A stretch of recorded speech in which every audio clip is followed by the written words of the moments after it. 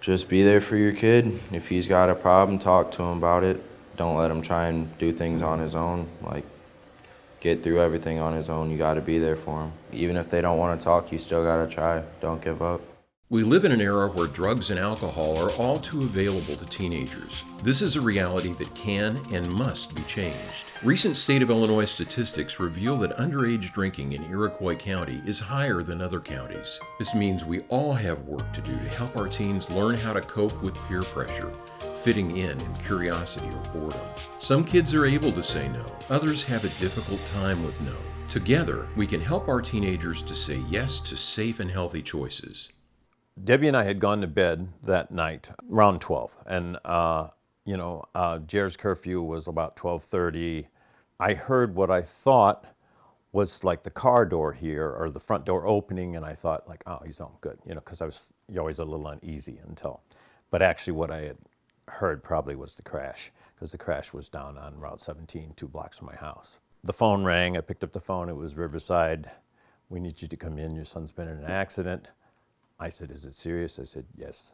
And so we came in, we prayed all the way. As we went by, we had to go through the wreck because the tow trucks and everything was still clearing the wrecks. And we saw that there was like 3 cars involved, and there was a big pile up, and the car they were in was shattered.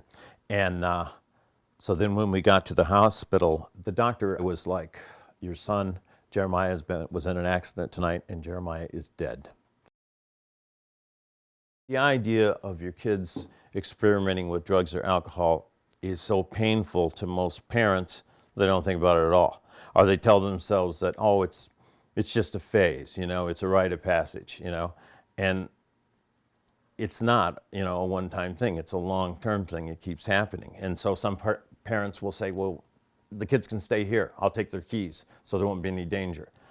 Well, somebody always leaves, for one thing. And if they've been to 2 or 3 parties like that where, they've been able to drink under parental supervision, what do you think they're going to do when there isn't one the next week? You think they're not going to drink? It becomes part of their social scene.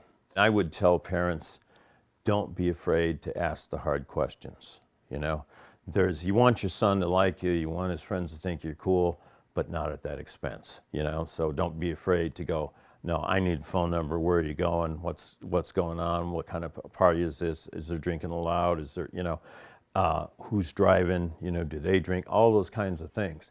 And you need to be able to talk to them about it. And you also need to be vulnerable, because the whole holier than thou mentality doesn't connect, especially with teens. So it's like, look, it's not that I haven't screwed up. I screwed up. I just don't want you to screw up. I don't want you to even suffer the things that I suffered, much less it could be a lot worse, because it's a lot more prevalent now and it's a lot more available. So you really want to hit it hard. You really got to have a relationship where kids can talk to you, about everything.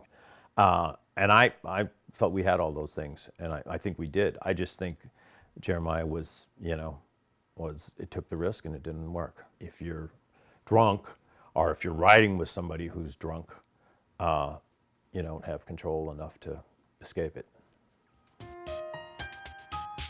We all have a role to play in the prevention of teen drinking. Parents, communities, schools, police departments, churches, neighbors, grandparents, everyone. Our kids are depending on us to set strong rules about drinking and using, to say no when it's easier to say yes, to talk about drinking with them often and openly, to work with your friends and neighbors to keep our kids safe. They're depending on us to keep our eyes wide open, looking closely at what they're doing, not the other way. Tough love does work. They need us to show them how to cope with the stress of teenage years, to help them make healthy choices, to choose living and themselves over peer pressure. Your kids, my kids, their kids, our kids. Together, we can.